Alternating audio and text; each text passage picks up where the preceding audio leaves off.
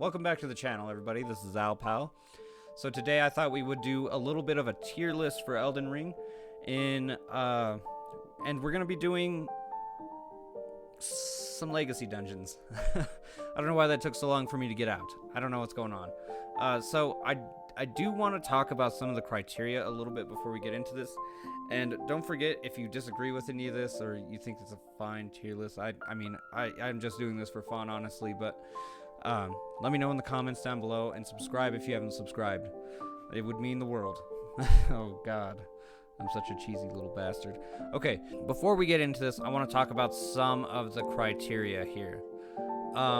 First of all, we're going to be looking at just the overall design of some of the legacy dungeons. Are they linear, non-linear? Is there like plenty of things to do? Some of the bosses in there. Maybe even to a certain degree, the difficulty of the legacy dungeon would play a factor in that.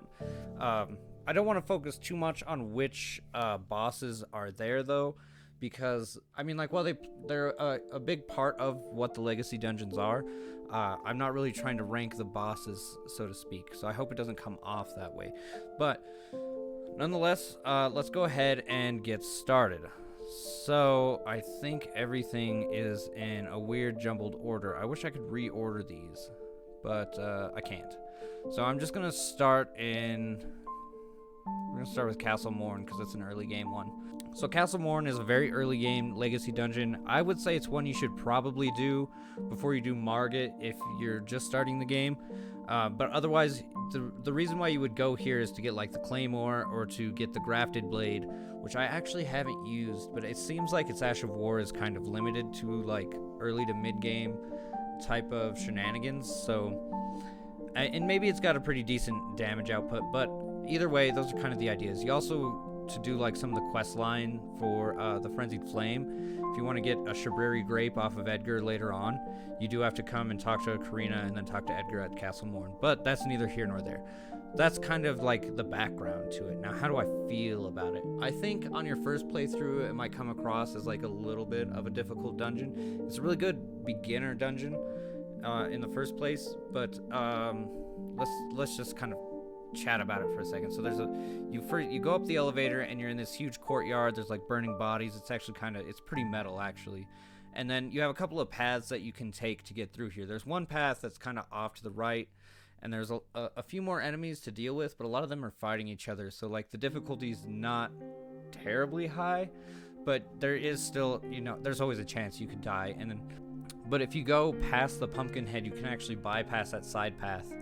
And the only thing you really lose out on is the Claymore. And then you're basically on your way to go talk to Edgar and get behind the castle. The cool part about Castle Morne, Corn Mastle, is that there's an entire section behind the castle. So this legacy dungeon actually extends out behind it. And I really like that for the most part. The only real issue that I have with Morne's Castle is that it's pretty linear, I'll say it. Like, yeah, you have a couple of ways to get through it, but there's not like there's only one boss there, so like I don't know, man. Like I feel like it's still pretty linear without that, with even just one boss. But it's also an optional one, so maybe I would say Castle Morne goes to, because I still kind of like it. It's a Dark Souls reference as well, so that's a little bit of a ringer for me. The boss here can be difficult, so that's a little bit of a bonus. It just depends on how you approach that boss fight. I would say Morne's Castle is probably a B. I think B is a good place for Morne's Castle. Yeah, I think I feel good about that. We can come back and reorder some of these after we get through all of them. Next should be Stormveil. Stormveil. A lot of things I like about this. It's got some serious like High Wall of Lothric vibes, and I kind of dig that quite a bit. It's also it might come off as linear, but it's not. Like there's two paths to enter. You could go through the firing squad, or you could go through the side path where Gestalk tries to screw you over or whatever. And then even then, once you get inside the castle, you can either, even to get inside the castle, you have to fight Margit, which is honestly one of my favorite early game bosses in all of the Souls series. He's so meticulous. You have to know you have to know the rules in order to do it. You know what I mean? I think that I think it's not as linear as Castle Morne. There's a lot of different ways you can go about getting to Godric, and there's also the entire basement with like the Godwyn like face thing, and there's some quest stuff to do there. Also, Nefeli's here, so that's a bonus. And honestly, depending on which way you go, it's really interesting. Like, you have to deal with these birds with blades on them, and if you played Elden Ring, you know the birds are probably they're more annoying than dogs, honestly, and I thought dogs were the worst FromSoft could do. So the birds are tough. But not only that, there's a couple of sections where they are there. The thing is that on like repeat playthroughs, once you know, like, so there's a site of grace. I think it's like a rampart grace. I can't be for sure. But you can either run through these birds that are going to throw explosive barrels at you, or you can do some hardcore parkour and jump across to the roof, jump down into the courtyard, and you can just run to the next grace. So like on repeat playthroughs, it's a much easier dungeon to get through, because once you get to that well, it's not the second grace, it's kind of like the third or fourth, I guess. You could very easily get to Godric without dealing with any of the birds, honestly. So on top of all of that, I do like Margit and Godric. Godric isn't he's a scary boss for the first time, because you don't really know all of his stuff, and he's kind of big, almost menacing, even though once you start to learn about him, he's kind of just a big baby. But I really like Godric's design, so I think that I don't want that to be a big reason, but basically what I'm saying is this is S tier. I don't know if I'm going too in depth on these, but Stormveil, it's almost got a nostalgic feel. It's got really good bosses, and it's got a lot of different ways in which you can go and like get through the actual dungeon. So I kind of like that. I like Stormveil quite a bit. It's one of my top dungeons for sure. Next on the line, let's see here. So I'm going to say we'll just keep moving. Let's say let's do Caria Manor next. So Caria Manor it's pretty open-ended. I want to say that it's kind of linear, but there's a lot of open space, and there's like things to explore in here. Very useful items to find if you're like a mage or whatever. So I kind of like that aspect to it. It really adds to that intrigue. The difficulty might be up there if you don't like to deal with the finger creepers. I don't think anybody really does, because they can just run into you and do damage, so that's kind of a rude thing, but I don't think it's overly difficult, unless you want to count like the Loretta boss fight. But even like for your first time fighting her, she's not a terribly difficult boss fight. And then of course this is where Ronnie is, so that gives us a little bit of some bonus. So I would say Caria, maybe not quite A. It could be A, but I think it's better than Castle Morne. But I don't know if it quite makes it into the A tier. Yeah, I think I feel pretty good about that. It's a pretty good dungeon. It's another one of those optional ones. It's one you could very easily miss if you don't explore Liurnia. And if you don't know anything about exploring Liurnia, here's what you should know. The place is fucking huge, and you probably are tired of it by the time you get done with Rennala anyway. So I don't know, man. I did a 100% playthrough of it, all bosses, and Liurnia literally took 3 streaming sessions, so probably about 7 hours of fucking around there. And that's not, I don't know, man. It took a long time. Liurnia is a pain. Alright, so Academy of Raya Lucaria. That is our next legacy dungeon. Now, this one has some super spooky vibes. I really like it. I don't think that it's overly difficult. And it's not super linear. I mean, like if you just run through to get to the bosses, then yeah, it'll seem linear, but there's plenty of things to explore. Again, with a lot of useful items. One of my favorite early game armor sets is here. But I don't think that it's overly difficult. If you can get over the sorcerers blasting you in the beginning, and then I don't think that the rest of it is terribly difficult. Honestly, a lot of the difficulty in some of these areas is based off of whether or not it's your first or second playthrough or whatever. So Academy of Raya Lucaria, I think it's good enough to be above Caria Manor for sure. I'd say A tier. A tier's good. Yeah, and then of course Rennala is honestly, and I don't know, I think Rennala has some of the coolest cutscenes in the game. Not like I wouldn't say it's the best. So don't take my word as that. What I'm saying is that it's just got like this super like kind of badass tone when Ronnie impersonates Renala and starts to whoop your ass a little bit with the magic, which is it's tight. Plus that arena is chef's kiss, dude. So yeah, Academy of Raya Lucaria, A tier for sure. Let's see what comes after that. It's probably the Ruin-Strewn Precipice, I would say.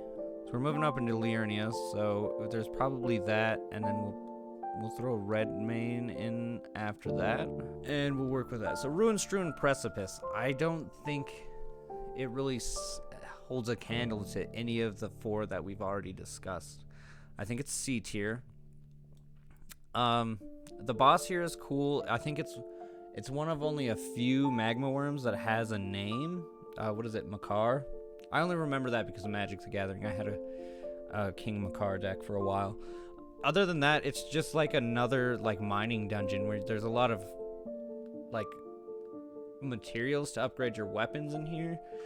And I do like the idea of climbing up like the cliff face so in a way to get to Altus Plateau, but honestly, once you know where the Dectus Medallion halves are, you don't even really have to touch this dungeon. Unless you want like the Makar, the sword and stuff like that. But honestly, I don't think it's that great. I could almost even maybe put it into D tier because it's just not as memorable. I don't think it's super difficult. And it is very linear. You know what? Yeah, we'll go with D tier now. Okay, so Redmane Castle. Here's the thing, okay? Redmane Castle can either be really challenging to even enter and then deal with all the enemies there, or you can make it very, very simple if you make it to Altus before you actually get to Caelid and tackle Redmane Castle. So I'm not going to consider the festival stuff. I am going to consider how much easier doing the festival before doing Redmane Castle is, because you get the teleporter and then nobody's in there when you get there, so you can just go to the grace that's closest to the boss once you return, which is the Crucible Knight and the Misbegotten.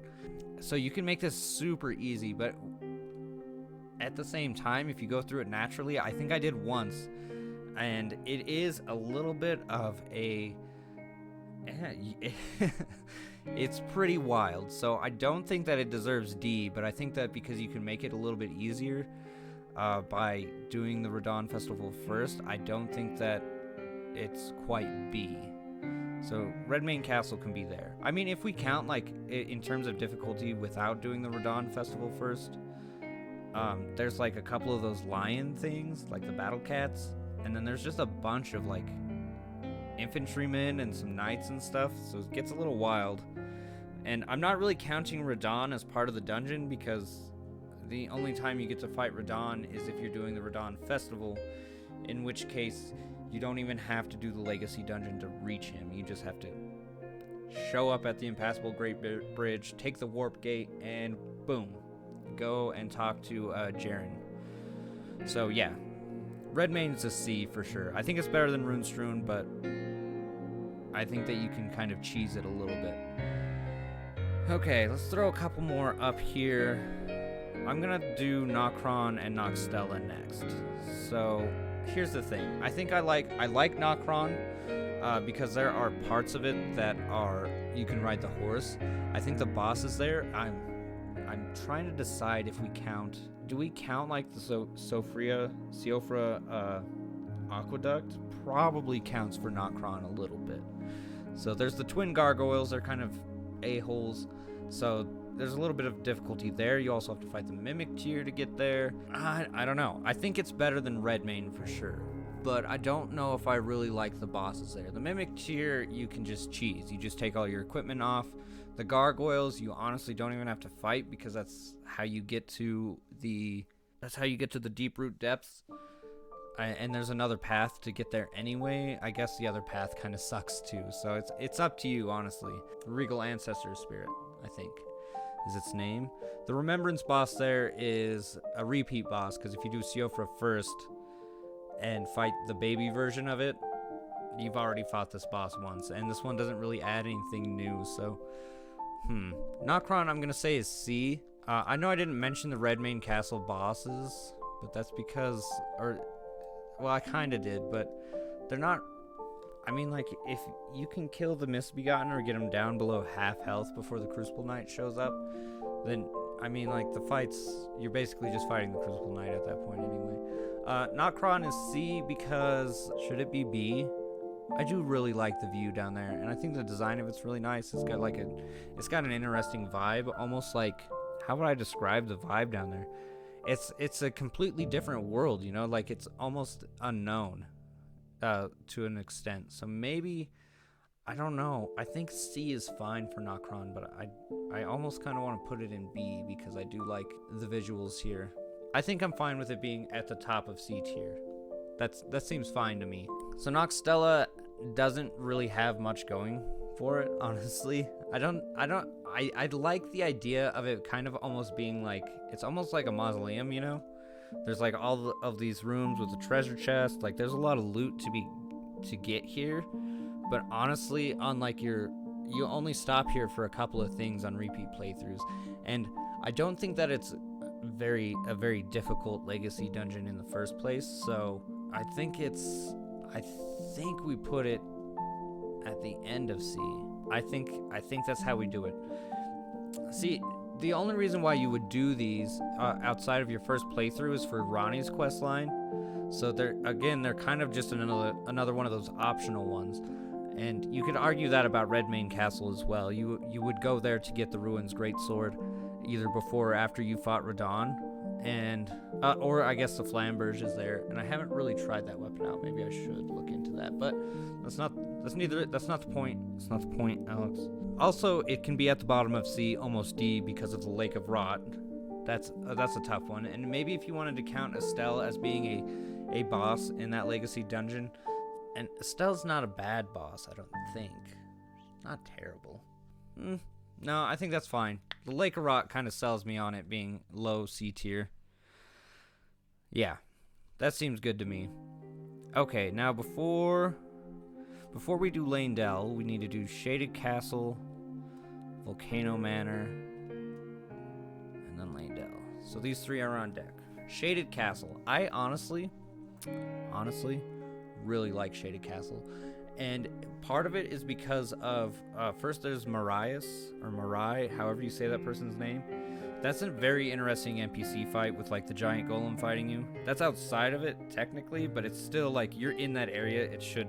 I think it should count for something there. I also really like Elemer of the Briar. He's such a...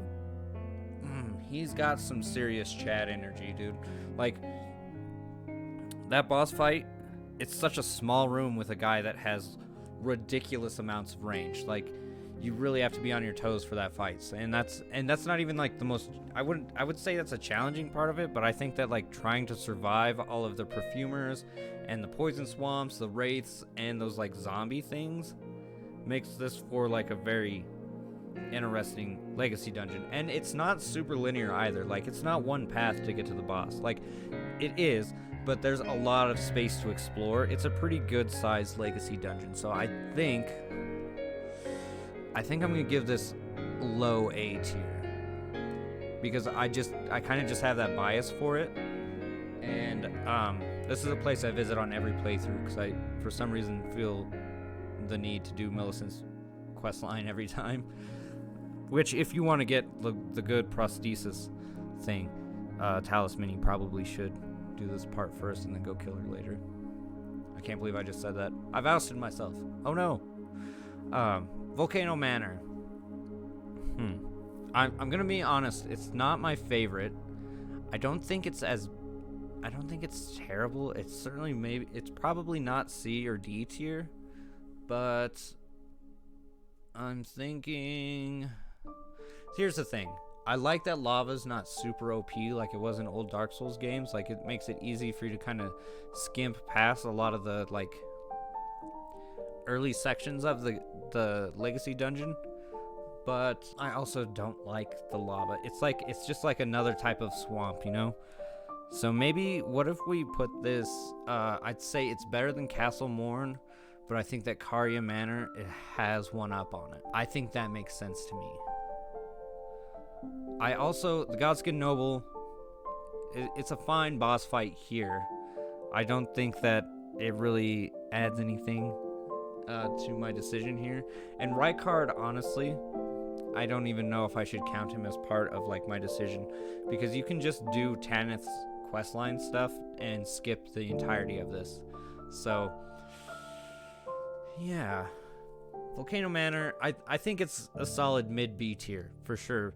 The enemies here can be pretty difficult. There is an Omen Killer and like 15,000 dogs in one area, and that's a tough spot to get yourself in. But again, I'm kind of basing this off of like my recent plays through the game, and it's like I just don't even mess with Volcano Manor. I just run through it, honestly, when I'm trying to do something. And it's like, that's if I even need something there, I suppose. More often than not, I find myself doing the Tanith questline to skip right to Rykard than I find myself doing the actual Legacy dungeon itself. But I don't think it's definitely not C tier. I think it's pretty good, and I would say it's relatively creative. There's a few bosses there too, actually, not just the noble. Now that I think about it, there's the abductor version. There's like a mini boss in the form of a magma worm, so that's kind of cool too. Even though like those things are in like every area, but I digress. Yeah, I'm cool with it being mid B tier. Now I hope nobody minds, but I'm going to just slot this run right up to the top of S tier. The explanation. One, it's got some serious Anne Orlando vibes. Really got that. And this one is my first time playing through the capital. You have no idea of where you're going. It's very easy to get lost. It was very difficult for me to find like a site of grace, and I couldn't tell if I was there too early or not, because there's quite a few knights. There's like perfumers. There's those one dudes that have like the fire crossbows and stuff like that. So it's like there's a significant challenge there. And then also it's got Shade Godfrey and what's his name? Morgott, which Morgott is hands down one of my favorite bosses in the entire game. So, man, yeah, what more do you want from this? There's an entire underground section to this. There's like, it's such a spread out area, and then there's like some really cool lore things here too. Like I can't even begin to tell you. I really love Leyndell. I think it's, again, another chef's kiss. So yeah, top of S tier. It's probably gonna stay there, honestly. I don't see why it wouldn't. Now we're gonna do let's do our optional ones. So we'll go Soul, Haligtree, and Mohgwyn's Palace. Let's start with Castle Soul. I think it's good. The boss here, as much as everybody likes to complain about him, is actually not too difficult once you get him down to just the 1v1. In fact, I would say it's one of the most engaging boss fights for me, because once you know the timings, it's really hard for you to get hit. And then also you start to you just get it down to a science, and you feel really good in that fight in general. So like just the boss fight alone is really cool. And then in terms of difficulty, you start out, there's two of those battle cats there, dude, and it's like, do I fight them now? Do I just run past them? And I do like there's an exploration factor here, where like if you haven't been to Castle Soul, you don't really know how to get through it, and you're like, oh my god, there's the battle cats, if I just run past them. And then all of a sudden there's birds, and there's the ghost banished knights that just rock your world. Crazy. I think I like Castle Soul. I think that's where I'm at, and I think it's gonna go to the bottom of A tier. It's better than Caria Manor, but I still have a little bit of bias for the Shaded Castle. But I don't know, because Elemer of the Briar makes for a difficult boss fight. It's not really down to a science for me. Maybe we might switch that later. Now, after Castle Soul, we have Miquella's Haligtree and Elfile. Elfile? Somebody tell me how you pronounce that. I don't know. So I understand. Here's the thing. This is a really jacked up place to visit. Okay? Like, it is tough. There's Putrid Tree avatars. There's at least 2 that I can think of off the top of my head. There's Royal Revenants there, which, like, seriously, FromSoft, did we need to put them at the bottom where, like, you think you could be safe? No, but you did it anyway. Clean Rot Knights are so freaking scary to fight sometimes, especially if they get the drop on you. Oh, man. Okay, alright, so I'm gonna say this. I don't know if I would say it's S tier, because I feel like I only come here when I feel like I have something to prove, and that's to fight Malenia. Malenia's tough. Also, just getting into Elfile can be a hassle sometimes, because there's, like, the cleric thing. Like, they're not clerics, they're like the oracles. The giant one that shoots you while you're running through Scarlet Rot stuff. And it's like, dude, it will one-shot you. And then there's the ants and all that stuff. There's the fear of dying to gravity. There's a lot of things that kind of irritate me about going in there. And I don't think Loretta's a super difficult boss for being like an endgame optional boss, but Malenia kind of makes up for that. So here's what I'm going to do. I'm going to move it up here to A tier, top of A tier, because I do really like it quite a bit. I just don't know if I would say it's one of my favorites. Well, I guess if I'm saying it's the top of A tier, it is one of my favorites. But again, like, I like the design of it, but I feel like I just go here to try and prove myself, I guess.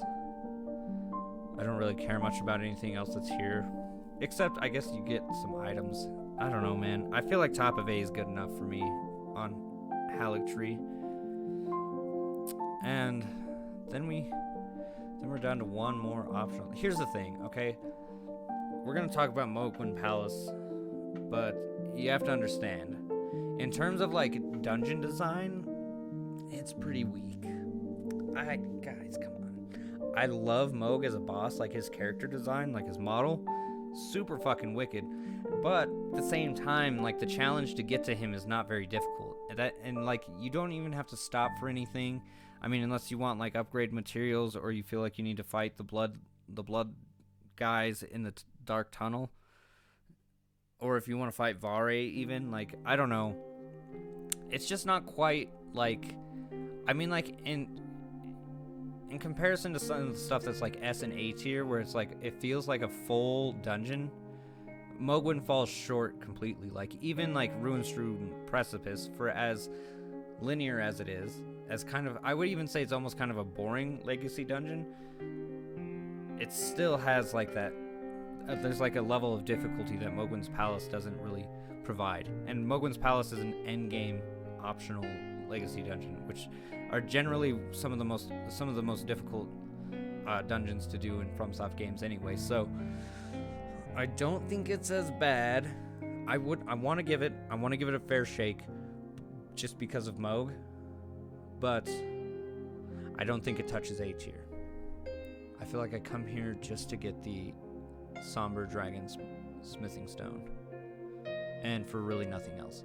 So I'm gonna argue that I would put it at the top of C, but I'm gonna put it at the bottom of B. As actually, you know what we'll do is we'll move Castle Morne down for Mohgwyn to be mid B, just because of Mohg. But I think that I don't think it's that great, honestly. For as far as legacy dungeons are concerned, if we were looking at just bosses, Mohg would be much higher, but this one is meh.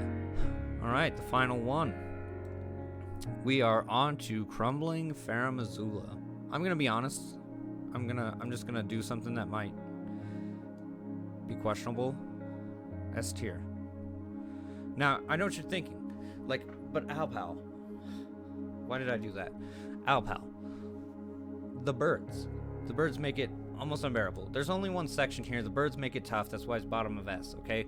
But also, I'm kind of ranking it on difficulty. I'm a bit of a masochist, I guess. That bird section sucks, but you also have to keep in mind there's 3 bosses here.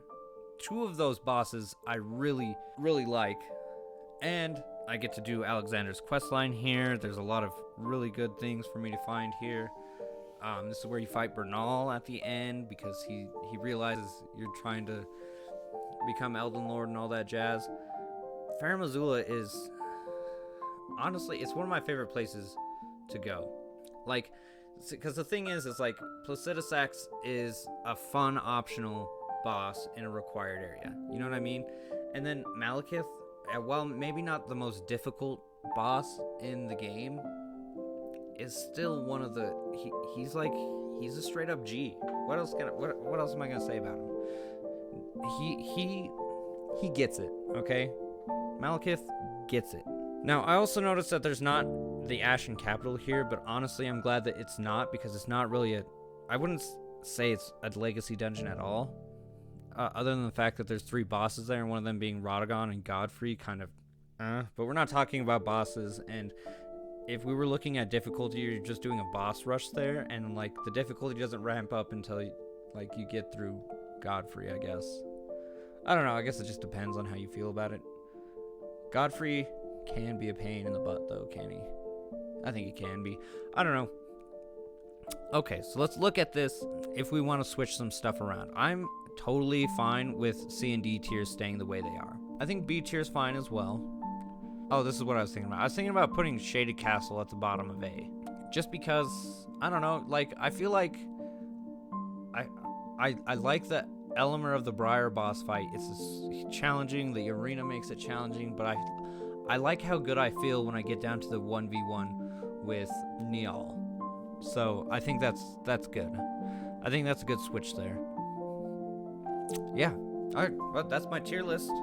I mean, let me know if you agree with it, where you would put other things. I think this is how I would rate them. I mean, honestly, when I play the game, I do all the legacy dungeons anyway, maybe with the exception of like Castle Morne or something, but for the most part, I'm touching base on these places because I just love the game that much, I guess. But I don't know. Let me know down in the comments if you agree or disagree. Let me know how you would rank these legacy dungeons. And this has been Alpal. Be kind, be safe, spread the love, and we'll see you next time. Peace.